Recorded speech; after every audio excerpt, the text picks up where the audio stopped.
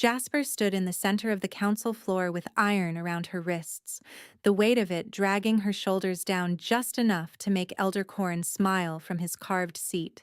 And she understood with clean, humiliating clarity that he had arranged every detail of this room so she would look small before anyone heard her speak. The three elder houses watched from the upper ring, and the guards along the wall kept their hands near their blades because the charge against her was wartime treason, leaking patrol routes while border protocol was active, a crime that ended at the execution post before sunrise. Lucian sat at the king's dais without moving. His face carried the same controlled stillness he brought to battlefield reports and treaty disputes, and when Corrin asked whether the crown accepted the hearing terms, Lucian gave one short nod that hit Jasper like a strike to the ribs. She had already spent 2 nights in palace confinement believing she might have misread him, believing the attention in his eyes at Gate 5 had meant something she had no right to expect, and that nod closed the only door she had left.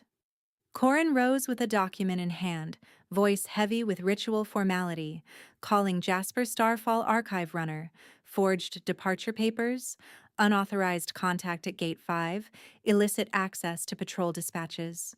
He let each charge breathe, as if he was gifting the room time to savor her fall. Jasper's pulse climbed, then steadied, because panic had never helped her think, and thinking was the only weapon she had ever owned. She tracked where the lie bent around a truth, and she saw it when Corrin held up a stamped ledger page that should have been in a restricted vault she alone had reorganized last spring. That page had a date she remembered touching with her own hands, 2019 Wintermoot Record Index, and its archive mark was wrong by one symbol. One tiny stroke impossible for anyone outside her section to notice, unless they had copied it in a hurry. Her fear shifted shape. She was still in danger, but danger turned useful once she knew where it came from. Corrin wanted this hearing to end quickly because a longer hearing meant records, witnesses, and time was the one thing he could not fully control. Lucian's voice cut through the chamber when he ordered her restraints removed for testimony, and Corrin objected so fast that half the room turned toward him before they turned back to the king. Lucian repeated the order. Same volume, no extra word. Captain Ilya Thorne stepped forward, unlocked the irons, and Jasper felt blood return to her hands with a sting sharp enough to keep her anchored. Corrin recovered his composure, yet she had already seen his mistake. A man certain of victory never rushed to keep a woman in chains. Jasper lifted her chin and asked for permission to submit archive originals from the sealed night desk, along with rote seal logs from the border clerk at Gate 5, Mara Voss. Corrin called it procedural noise. Lucian looked at Jasper for one long second and said, "Submit them." The room shifted in tiny ways, scribes leaning forward, elder house representatives whispering behind gloved hands, and Jasper understood this was either the first step back into her own life or the last few minutes of it. 3 nights earlier, she had been 3 hours from disappearing beyond the fifth gate forever. She had chosen that night because the guard rotation changed at dawn, and because Mara had found a clerk willing to stamp forged clearance papers if payment came, in silver and silence. Wartime protocol made legal exit almost impossible for anyone without rank. So forged papers carried felony risk, and felony risk still looked kinder than spending another winter in a territory where everyone remembered her public rejection and treated it as proof she could be discarded without consequence. Gate 5 sat 24 miles from the palace. Jasper had measured that distance on maps, then walked sections of it in daylight to learn where patrol lanterns thinned. In 2019, during the Winter Mood Assembly, Rhett Dane had stood before the pack and rejected their ceremonial match in language rehearsed for maximum respectability. Speaking of compatibility and duty while avoiding the honest word, status. Corrin had presided over the hearing and blocked her appeal before she finished her first sentence. The assembly had watched in the formal silence reserved for acceptable cruelty.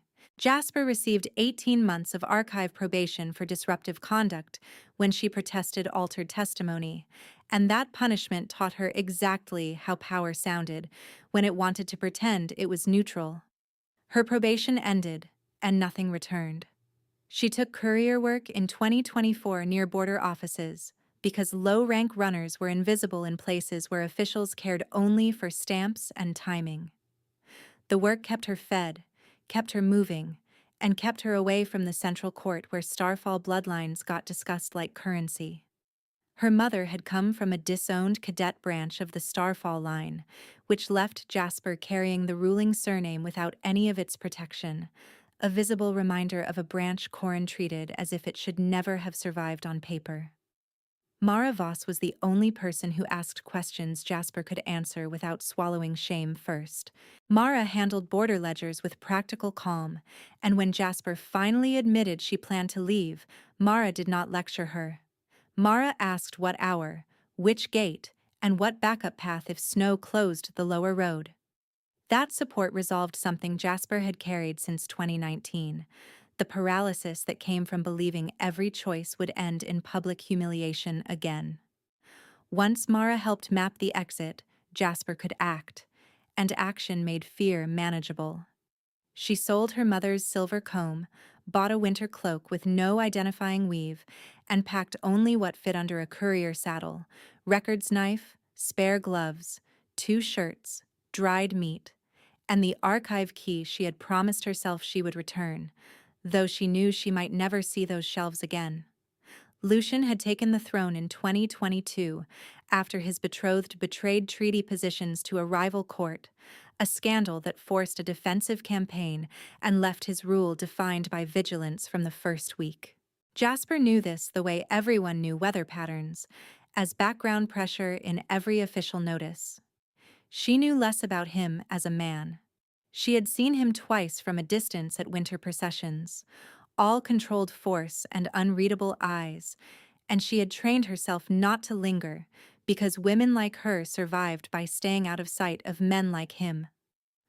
The night she left, frost had sealed ruts into iron ridges along the road, and her mare moved carefully because one misstep could shatter a leg. Jasper rode with the forged clearance inside her glove, touching the folded edge every few minutes as if paper could promise anything. The moon rode low. Wolves called in the far timberline. She counted miles by milestone posts and reached the ridge above Gate 5 with 3 hours until the rotation bell, exactly as planned. Relief rose too early, and relief made her careless enough to miss the second horse until it stepped into the road ahead. Lucian dismounted before she could turn her mare. No escort banner, no ceremonial armor, just a dark cloak, and Captain Thorne a few paces behind him in shadow. His gaze went to her gloved hand where the paper was hidden, then back to her face as if he had known the whole route and was checking whether she would deny it. Jasper's throat dried. She had prepared lies for gate officers, smugglers, even for Mara if Mara was caught and questioned. She had not prepared anything for the king standing alone in moonlight. He said, "You were leaving in 3 hours." I already knew. No accusation wrote in the words, which unsettled her more than anger would have. Jasper forced air into her lungs and answered with the truth she always reached for when fear made strategy blur. Yes. Gate 5 at dawn shift. She expected immediate arrest, expected Ilya to drag her from the saddle, expected the familiar pattern where powerful men punished honesty and called it order. Lucian only held out his hand for the forged papers. She gave them to him because refusal at that distance from the palace would have become a chase she could not win. He read the stamp once and said, "These would have gotten you executed by the second checkpoint." Jasper had not known there was a second checkpoint. She hated how quickly that truth exposed her. Lucian looked toward Gate 5 lights below, then back at her with a brief flare of something close to anger, aimed past her at the road itself. Captain Thorne stepped nearer and waited for orders. Lucian said she would return to the palace under review, no shackles, no public escort. The choice closed her escape and resolved immediate legal risk. She could not run now, and she could still speak. The ride back stretched longer than 24 miles because every hoofbeat felt like a sentence she had not agreed to serve. Jasper expected a cell. She received a guarded room in an inner wing, plain bed, writing desk, locked windows, and 2 guards posted outside who addressed her by name instead of prisoner. That detail unsettled her more than chains would have. She slept in brief bursts and woke before dawn to footsteps passing in adjacent halls, the palace alive with controlled urgency, as if her failed escape had entered an existing storm instead of creating one. On the first day, Lucian did not come. Captain Thorne brought a written order assigning Jasper to internal archive review, pending inquiry into border document tampering. The order bore the royal seal and Corrin's countersign, a pair of names that made no sense together unless each believed they were using her for opposite ends. The assignment gave Jasper access to record rooms she had never seen. It also kept her where every movement could be tracked. She read until her eyes watered, searching exit logs, hearing transcripts, dispatch copies, anything linked to 2019 and to current patrol routes. Her mistrust resolved a different problem. Naive hope. If Lucian had intercepted her only to own another compliant subject, she needed evidence before she spoke. If he had intercepted her for another reason, evidence still decided whether she lived. She found the first break in a box of hearing supplements marked damaged by thaw leak, where 2019 winter moot testimony pages had been recopied by a clerk she did not recognize. The replacement pages used a seal rotation that had not been adopted until 2021. Corrin's office had inserted them later. That meant her appeal was never simply denied. It had been rewritten. Lucian entered the archive room that evening without attendance. Jasper heard him before she saw him, not by boot sound, by the way. The guards outside shifted to alert silence. She stood with both pages in hand and watched his eyes track the mismatch before she spoke, which told her he understood records well enough to follow her argument. She explained the seal discrepancy, the copied testimony, the missing original appeal line. He listened without interruption. When she finished, he asked who else knew. Jasper said Mara might notice if asked, no one else yet.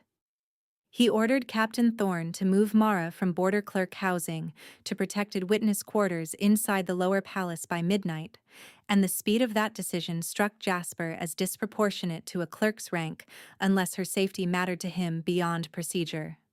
Jasper misread it as containment. She assumed he wanted every loose thread under his roof where he controlled the narrative. That interpretation fit her wound. The old lesson that powerful attention meant danger wearing polished boots. She missed the smaller detail. Lucian's hand remained flat on the ledger while he gave orders, knuckles white with contained tension. On the second day, Jasper requested access to route dispatch vaults tied to current leaks. Corrin denied it in writing within an hour. Lucian overruled the denial by evening and sent the key through Thorne with no explanatory note. The override gave Jasper room to compare patrol notices against leaked route patterns. She found that only one schedule set had been exposed: Western Ridge convoys, all copied from notices carrying temporary archive tags signed by Corrin's aide. Jasper could finally connect obstacle to actor. She had been unable to prove intent before. Corrin's signature chain made intent visible. Rhett Dane appeared on the third day as an official witness for Corrin's inquiry, and seeing him in Palace Grey reopened old humiliation in Jasper's body faster than thought. He looked better fed than he had in 2019, rank braid newly added, confidence borrowed from standing near men stronger than him. He offered her a private warning in the corridor, voice low, saying she should admit to route leaks and request mercy before Corrin closed options. Jasper asked why he was afraid. He said he was practical. She heard cowardice, same as the Assembly winter 7 years earlier. That encounter forced her next decision. Staying quiet might preserve a narrow path to survival, yet silence would cement Corin's rewrite forever and leave Mara exposed as expendable collateral. Jasper chose motion. She sent Thorne a request for formal council hearing under charter review, citing archive manipulation and coercion claims linked to 3 elder houses.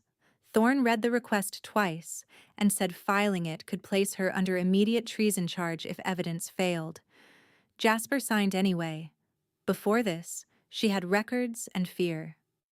After signing, she had legal ground and no retreat. Corin answered by accelerating his frame.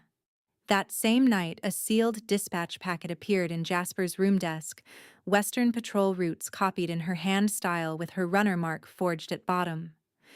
Guards found it during surprise inspection and reported directly to Council security. The setup would have worked on anyone who did not understand archive mechanics, since the copied script looked accurate at first glance. Jasper saw the ink was mixed with lamp soot, a shortcut novice forgers used when they needed fresh black in winter. Palace ink carried resin and dried with a different sheen. Lucian arrived during the inspection and read the forged page, while Corin's steward spoke over him about immediate confinement and public notice. Lucian said the hearing would proceed at dawn before the elder houses. No private sentencing, no summary judgment. His tone gave Corin nothing to challenge publicly, and Jasper still read the choice as distance, as if he was letting process consume her while preserving his own reputation for neutrality. Audience members would have seen the opposite in his stance, the way he positioned himself between her and the steward without naming it. Night in confinement returned her to the core wound she carried from 2019, the belief that she could be judged not worth keeping by people who claimed duty as excuse. She sat on the floor with her back to the bed and reviewed the evidence sequence until dawn washed the window bars gray. She had one route to credibility: tell the full truth before Corin framed it for her, including the forged exit papers and her attempt to flee. That admission could destroy any sympathy she might gain, yet without it, every remaining fact looked strategic. Costly truth became her only clean move. At the hearing, Corin expected confession under pressure. Jasper gave chronology. She stated she had planned illegal departure through Gate 5 3 hours before shift because she believed no lawful appeal remained for a low-rank runner with altered records. She submitted forged papers, named the clerk chain, and accepted felony liability. The room reacted with a murmur sharp enough to shake the candle flames. Her admission resolved the central hesitation around motive. Corin could no longer paint hidden intent. She had placed her worst act in full view before anyone could weaponize it piecemeal. She moved next to 2019 records, presenting original index plates she had removed from thaw-damaged storage and matching them to replacement pages with post-2021 seal rotation. She entered the missing hearing logs from the sealed night desk, showing her appeal line recorded at first bell and struck at third bell by overwrite under Corin authority mark after the session had closed. Mara, brought under guard from witness quarters, testified to border log anomalies and confirmed that route packets attributed to Jasper had crossed clerk desks after hours under Corin aid clearance. Mara's voice shook once and steadied. Jasper felt gratitude like heat under her ribs. Corin attacked Mara's rank, called her a frightened clerk who misread protocol. Lucian interrupted only to ask whether Corin disputed the seal chronology and the overwrite times. Corin did not answer directly, and the altered logs shattered his claim that the 2019 process had been lawful. Rhett was called to reinforce Corin's narrative. He swore Jasper had long resented pack order since the winter moot rejection and had spoken of revenge. Jasper asked permission to cross-examine. Lucian granted it. She asked Rhett to repeat where he stood during the 2019 hearing when she supposedly made those statements. He named the West Assembly rail. Jasper produced a seating slate placing him at the south entrance under probation observation, unable to approach her. She asked who coached his testimony this week. He hesitated. Hesitation shattered him faster than accusation, and he admitted Corin's steward rehearsed his statement. The chamber's attention shifted in a single visible wave from Jasper toward Corin. Lucian watched without expression, and for one brief moment the story left Jasper's frame, because what came next began inside him.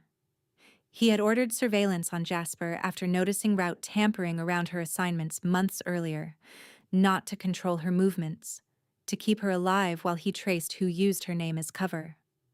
Reports from Captain Thorne had tracked her plan to flee and put him on that road to Gate 5. That was how he had known, 3 hours before gate change, the exact hour and road she chose.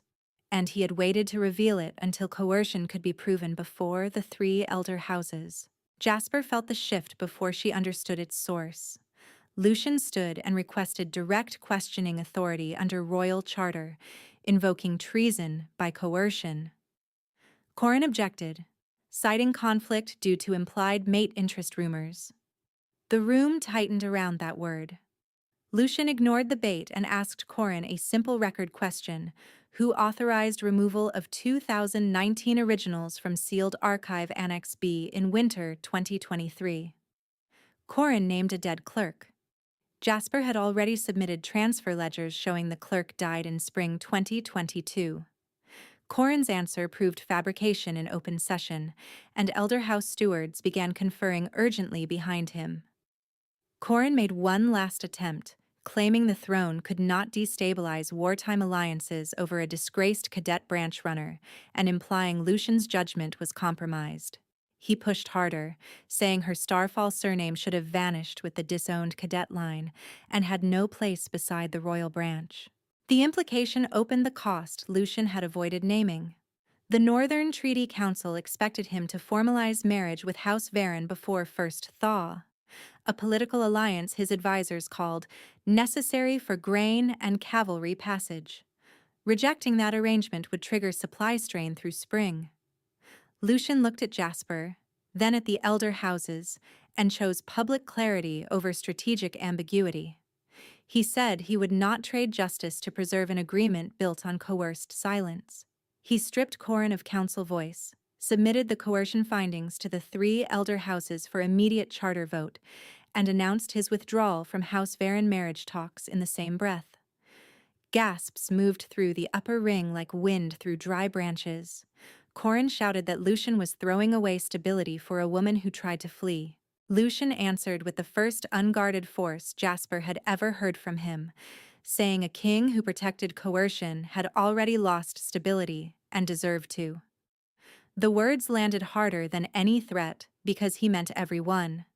The elder houses returned their ruling within the hour. Treason by coercion proven, exile lawful under charter. Corin was ordered beyond the eastern pass before nightfall with no right of return. Captain Thorne executed the order personally. Rhett's perjury charge followed immediately, rank stripped, transfer to penal escort pending border labor sentence. Jasper watched both outcomes with a strange emptiness first, then a slow, painful release, because consequences had arrived years late and still felt unreal. Her body remembered the old script: wait for reversal, wait for powerful men to change their minds and call mercy a clerical error. No reversal came. Lucian turned back to the chamber and asked Jasper to step beside him before the assembly floor. She moved because staying still had cost her enough in one lifetime. He faced the council and made the declaration in formal pack law, identifying Jasper Starfall of Cadet Branch Line as his mate by recognition and, by chosen claim, witnessed publicly and entered into royal record. The claim carried immediate political force. Prearranged alliance talks became void under Crown Mate law, and the disowned Cadet Starfall branch moved in one stroke from tolerated erasure to protected bloodline under the throne's own name. People who had dismissed her for years could not contest the status without contesting the throne itself. Jasper heard the words and still needed a second to believe they referred to her life, her name, her body standing here in a hall where she once had no right to finish an appeal sentence. Lucian's hand found hers, warm and steady. No display of possession, only contact offered where everyone could see and judge. She squeezed once in answer. The choice she made in that pressure was active and costly. Accepting him meant accepting the throne's scrutiny, alliance backlash, and permanent visibility inside the hierarchy that had hurt her. She accepted anyway because he had chosen truth at personal cost, before asking anything from her. After the hearing, Lucian took her to the high archive balcony overlooking the inner court, the one place in the palace where voices from below reached them as indistinct hum instead of political knives. Snow had started again, soft and relentless. Jasper asked the question she had carried since Gate 5. How did you already know I was leaving? Lucian did not evade. He told her about the surveillance order, monthly reports, and the night Captain Thorne's update confirmed forged clearance movement near Gate 5. He said he waited to intercept alone because public arrest would have handed Corrin control of narrative before evidence was ready. She listened, anger and relief braided too tightly to separate at first. Being watched reopened old fears of control. Knowing why he watched changed the shape of that fear. His restraint at the road had been deliberate. The mate pull had given him heightened awareness of her, a constant instinctive tracking he initially treated as operational distraction after years of shielding himself from attachment, and he had still chosen process over compulsion at each step. He could sense her distress and intent. He had never forced her action. That distinction mattered enough for trust to grow in real ground instead of fantasy. Lucian told her one more thing there. The betrayal in 2022 had not been only political. The woman once promised to him had shared private military briefings from his table while pretending loyalty, and when the leak surfaced, men he commanded died in an ambush designed from those notes. He survived the campaign and built armor from discipline, short orders, no room for intimate uncertainty. Jasper understood the cost line he had crossed in council when he chose visible vulnerability over controlled distance. Seeing his wound did not excuse silence or harshness. It explained why openness looked dangerous to him. Her reply came as an action before it became speech. She reached into her satchel and placed the archive key on the balcony rail between them, the key she had planned to abandon with no farewell, and said she was done preparing exits before asking for help. He covered the key with his palm, then with hers under it, and asked whether she chose this life with full understanding of cost. She said yes, because she had watched him pay his own cost first, and because leaving had once been survival while staying now had become a different kind of courage. The days that followed proved claiming was a beginning, not a reward scene frozen in amber. House Varen withdrew grain credits for a week in protest, forcing emergency ration recalculation across 4 districts. Lucian addressed it publicly, opened reserve stores, and negotiated a temporary river passage with Eastern traders at higher tariff. The choice hurt treasury margins through late frost. He accepted the loss without softening his position. Jasper worked beside finance archivists each night, mapping distribution changes by village, and for the first time her record skills affected policy openly instead of hiding in back rooms. Mara Voss was appointed Jasper's sworn aide by royal decree, a role that kept her in territory with legal protection and direct reporting authority on border irregularities. Mara accepted with visible disbelief, then immediate practical questions about staffing and winter horse allocation, which made Jasper laugh for the first time in weeks. Captain Thorne received command over Jasper's new protective unit, small by design and trained for discreet movement rather than ceremonial display. Jasper requested this herself, refusing to live in a moving wall of guards. Thorne agreed and built a team that could shield without smothering. The legal reforms mattered as much as personal outcomes. Lucian introduced a revised mate challenge statute requiring full hearing records to be duplicated in 2 independent archives, one under council custody, one under Crown custody, with tamper markers standardized across all 5 official border gates and Central Court.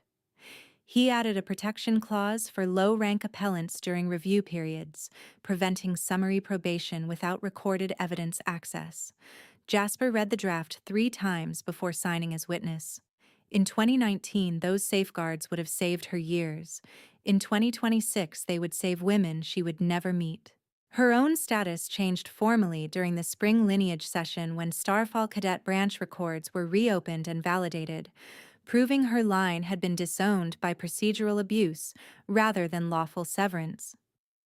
The Assembly restored her as Starfall heir within cadet rank rights, a symbolic correction that carried real protection in inheritance and council access, and the same houses that once accepted her silence now had to record her vote in disputes touching Starfall succession. Jasper accepted the title with measured calm and privately wept afterward in Mara's office where no crowd could watch. Being seen accurately hurt in a cleaner way than being dismissed, because it forced her to grieve what earlier recognition might have prevented. Lucian adapted in quieter daily patterns that mattered more than ceremony.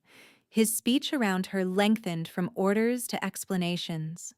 He asked before assigning escorts. He started leaving strategy notes in her hand-marked folders with questions instead of directives, and each question acknowledged she could disagree without penalty. Jasper noticed his silences change too. Early silences had felt like walls. Later silences felt like space offered for her decision. She filled that space with honesty even when it unsettled him, and each difficult conversation that ended without punishment rewired a small part of her old expectations. One evening at the training court, a visiting house envoy dismissed Jasper's role as sentimental elevation in earshot of junior guards. Lucian turned before Jasper could decide whether to answer, and removed the envoy from negotiations on the spot, citing contempt for Crown witness authority. The response carried diplomatic cost he did not need to spend. Jasper recognized the familiar disproportionate protection she once misread as control. This time she saw the underlying line clearly. He defended her standing because he had tied his own legitimacy to truthful recognition, and allowing contempt would undercut both. She made her own costly choice weeks later when reports came that Corrin's old network still had sympathizers in Western depots. Advisors urged Lucian to let Thorne conduct quiet removals. Jasper requested permission to lead the archive audit herself on site, including villages where her 2019 disgrace remained local gossip. Returning there meant facing people who had watched her humiliation and looked away. She went anyway, reviewed records in open halls, and invited witnesses to submit sealed statements without council filter. Participation doubled by the second day. Her visible return resolved her abandonment wound more than any title could. The audit produced enough evidence for targeted prosecutions without mass purges, and Lucian credited Jasper publicly in the next territory address. She stood beside him on the frost balcony while town bells carried his words across the lower district, hearing her name tied to reform rather than shame. The sound entered her body like warmth after long cold. She had once planned to vanish through Gate 5 before dawn with forged paper in her glove. She now stood at the center of the territory she had tried to flee, not trapped, chosen and choosing in return. That night, when council noise finally quieted, she and Lucian walked the inner wall above the river where torches reflected gold over black water. He asked whether she still measured distance to Gate 5 out of habit. She admitted she did, especially on difficult days, counting 24 miles in her head when old fear surged. He said he still counted patrol losses from 2022 when sleep came thin, naming men in order so memory stayed honest. Their wounds stayed present, less like chains now, more like map marks that warned where terrain could break underfoot. He stopped near the eastern watchtower and faced her with none of the king's public armor, just a man asking plainly whether she would build a life with him beyond hearings and crisis. Jasper answered by placing his hand over her heartbeat and saying she had already started. They kissed there in the wind, not as a spectacle, as a private seal on choices already paid for in public. Warmth spread through her with startling steadiness. For the first time since 2019, future felt like something she was allowed to plan instead of escape. Spring reached the territory in slow gray melts, and evidence of change appeared in ordinary places. Duplicate hearing logs stacked in both archives, clerk apprentices from low-rank families assigned to review teams, patrol notices posted with tamper marks that anyone could verify, not just insiders. Mara ran border integrity checks with Thorne's unit and argued with him daily over route timing, both of them secretly pleased by the friction. Rhett departed under penal escort at first thaw. Stripped braid removed before the south crossing. Corin crossed the eastern pass in exile under armed watch and did not return. Jasper still visited Gate 5 once each month. She went with official clearance now, often with Mara, sometimes with Lucien when schedules aligned, and she stood on the ridge where he had stopped her that winter night and let herself remember the version of her life that almost vanished into dark roads. Remembering kept gratitude concrete. It also kept her honest about what recognition required: action under fear, truth under threat, and two people choosing each other after counting the cost in full daylight where everyone could see. By midsummer, palace staff stopped lowering their voices when she entered strategy rooms. Elder House delegates sought her review on record integrity before filing disputes. Young runners greeted her without flinching. The old humiliation did not erase itself. It integrated into a larger story where her worth had finally been named by the one person whose naming reshaped law and custom, and by her own decisions that made such naming deserved instead of decorative. The kingdom changed because the king chose her publicly. She changed because she chose to stay and build inside that choice. On the anniversary week of the hearing, Lucian had a single line engraved above the restored archive annex entrance, where both Crown and Council copies were stored, a line Jasper approved after arguing over wording for 2 evenings. Records protect the living when the living protect the truth. She touched the carved letters on opening day, while apprentices carried in fresh ledgers, and she felt the final thread of her old flight plan loosen from her chest. Gate 5 remained 24 miles away. She no longer needed to measure the distance to feel safe.